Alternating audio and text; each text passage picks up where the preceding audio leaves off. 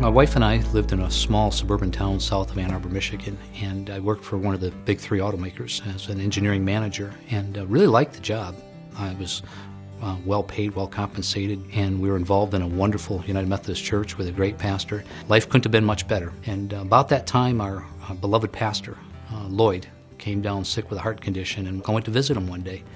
And I made a statement to him that, Lloyd, why don't you retire?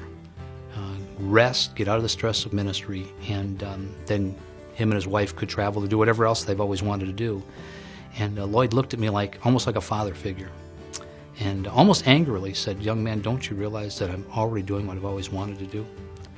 And it dawned on me that he had something that I could never attain in my workaday career, and I knew that I was being called into a ministry in some form, and I was trying to find it in my local church as a layperson. When I was discerning my call, I discovered there were two tracks. I could go to seminary, get an MDiv, and take the more traditional track, or I discovered the licensed local pastor route. And for me, that seemed to make sense. I had a wife, I had a child, I had roots in our community, and I did not see myself in a ministry where I'd need the ordination of an elder. In the process of the first few years of going through that process, something hooked me. And I almost fell in love with the learning and the growth that came out of that. One day I looked at my book of discipline and found out, gee, I could ask the annual conference to ordain me as an elder.